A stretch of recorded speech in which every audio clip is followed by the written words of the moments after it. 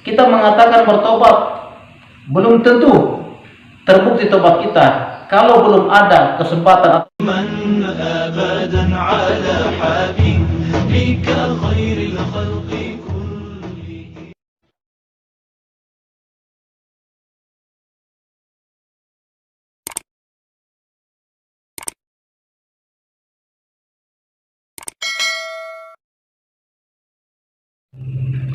Assalamualaikum warahmatullahi wabarakatuh. Hamdan wa syukran lillah, salatan wa salaman ala rasulillah, amma ba'du. Sahabat sekalian dimanapun berada, untuk kali ini kajian kita membahas tentang implementasi daripada taubat. Allah mengatakan di dalam Al-Quran, A'udzubillahi minasyaitonirrajim. Bismillahirrahmanirrahim. Ya ayyuhalladzina amanu tubu ilallahi jami'an ayyuhal mu'minun la'allakum tuflihun. Wahai orang-orang yang beriman, bertobatlah kamu kepada Allah sekalian agar kamu menjadi orang yang beruntung. Di ayat yang lain, ya ayyuhalladzina amanu tubu ilallahi taubatan nasuha.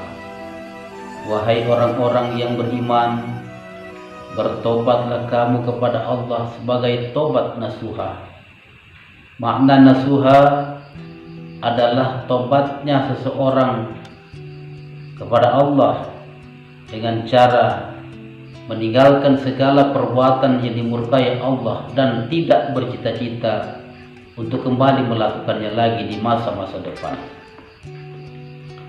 Sahabat sekalian, dengan ayat ini jelas sekali bahwa siapapun dia, namanya insan yang tidak lolos daripada sentuhan salah dan dosa, perlu bertobat selalu kepada Allah Subhanahu wa Ta'ala, karena tobat itu adalah merupakan salah satu motivasi yang sangat dibutuhkan oleh hati kita untuk mencari, menggapai kasih sayang Allah Subhanahu wa Ta'ala.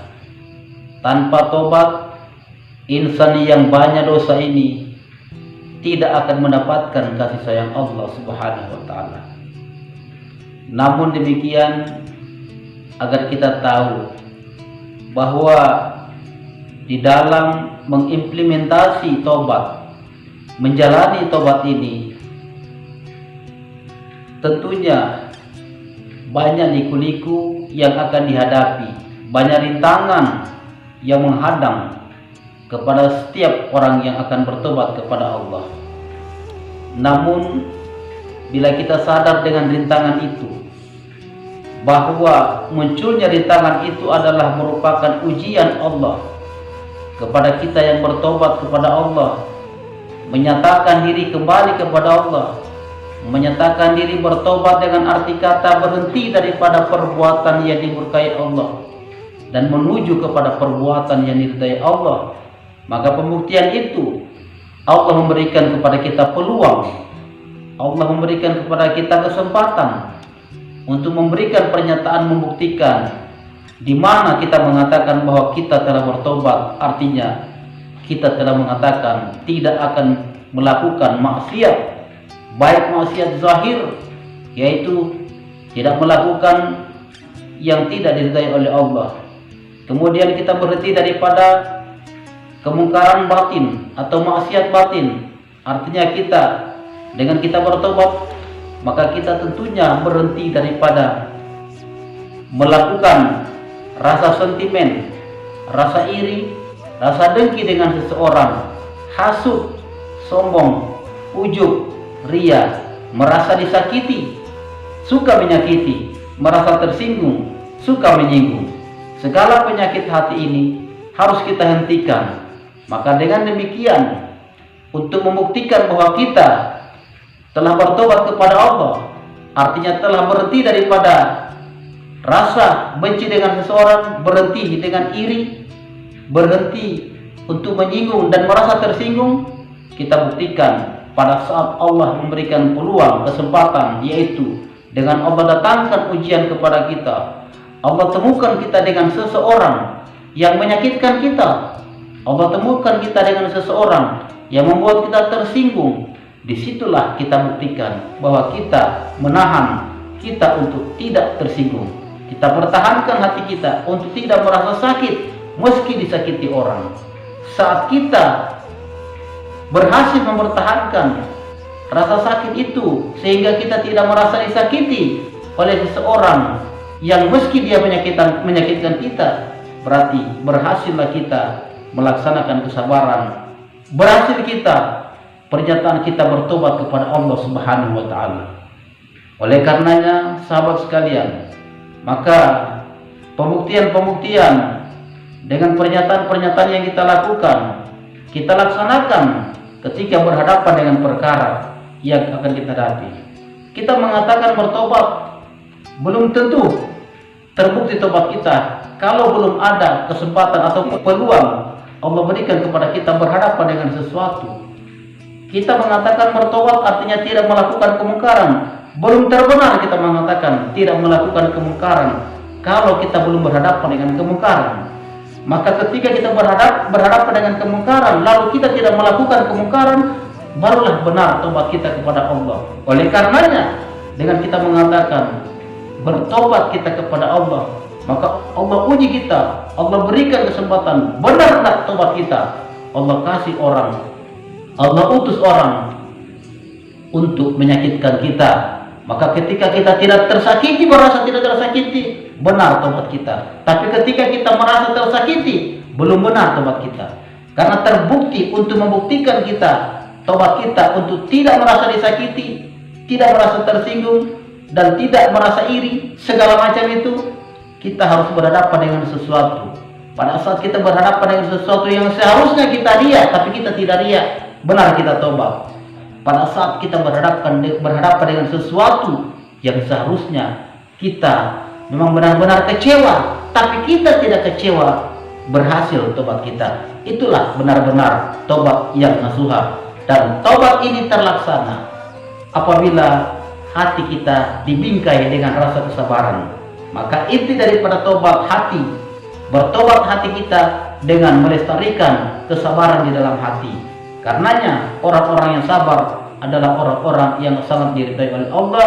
Di dalam Al-Quran dijelaskan oleh Allah Subhanahu wa taala bagaimana cara-cara orang tobat yang diuji oleh Allah, kesabarannya bagaimana. Allah mengatakan, a'udzubillahi minasyaitonirrajim, bismillahirrahmanirrahim, walanabluwannakum bisyai'in minal khawfi wal ju' wa naqsi minal amwali wal anfusi wa samarat wa basyiris sabirina alladzina idza asabathum musibah qalu inna lillahi wa inna ilaihi raji'un. Artinya, sungguh kami akan memuji kamu dengan sesuatu ketakutan, rasa kelaparan, dan kekurangan harta, bahkan kekurangan jiwa, juga buah-buahan. Itu adalah ujian oleh Allah. Dengan musibah-musibah yang Allah berikan, itu adalah ujian. Maka kita buktikan pada saat kita Allah memberikan ujian, kita latih hati kita dengan bersabar menghadapi ujian. Apakah itu ujian kekurangan harta, bangkrut kita, kehilangan rezeki, bahkan kehilangan jiwa kadang-kadang, segala macam yang ada bagi kita, itu adalah musibah yang menjadi kesempatan kita membuktikan untuk melatih, membina hati kita bersabar kepada Allah Subhanahu wa taala. Tidak sakit, tidak kecewa, tidak curiga kepada Allah, dan tidak berprasangka buruk dengan Allah Subhanahu wa taala. Malah kita ikhlas menerima karena kita tahu inna lillahi wa inna ilaihi raji'un. Beri kabar gembira kepada orang-orang yang bersabar. Bagaimana sabar itu? Orang sabar adalah dia tahu ketika ditimpa musibah, dia hanya mengatakan semuanya itu adalah milik Allah. Inna lillahi wa inna ilaihi raji'un. Saya, kami, kamu, mereka itu adalah milik Allah. Saya dan Anda adalah milik Allah. Semua kita adalah milik Allah. Wa inna ilaihi raji'un. Dan sesungguhnya kepada Allah kami akan dikembalikan. Semua milik Allah kita rasakan. Orang yang bersabar, yang mengerti hati, membina hati dengan pernyataan dia bertobat kepada Allah, apapun yang dia dapati, musibah apapun dia rasakan, dia mengatakan dengan perasaan zuhd, dengan perasaan marifah hati adalah jangankan harta, pangkat, takhta dan jabatan, nyawa dan jasadnya sendiri adalah milik Allah Subhanahu wa taala, dan hak Allah yang mengendalikannya, dan kepada Allah semuanya dikembalikan. Prinsip ini insya Allah tobat nasuha, tobat yang sebenarnya akan dapat dijalani dengan kesabaran, ketulusan, keikhlasan dan kesucian hati untuk menjadi calon-calon orang yang diridai oleh Allah Subhanahu wa taala.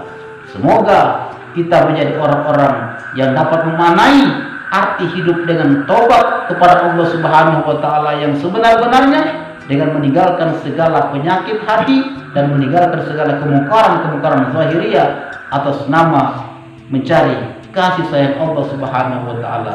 Semoga menjadi insan yang beriman, insan yang takwa, insan yang sempurna, selalu berbakti dan mengabdi kepada Allah sampai menjadi orang yang dijamin oleh Allah sebagai ciptaan atau hamba Allah yang mendapatkan surga yang diidam-idamkan oleh orang-orang yang telah disayangi oleh Allah Subhanahu wa taala.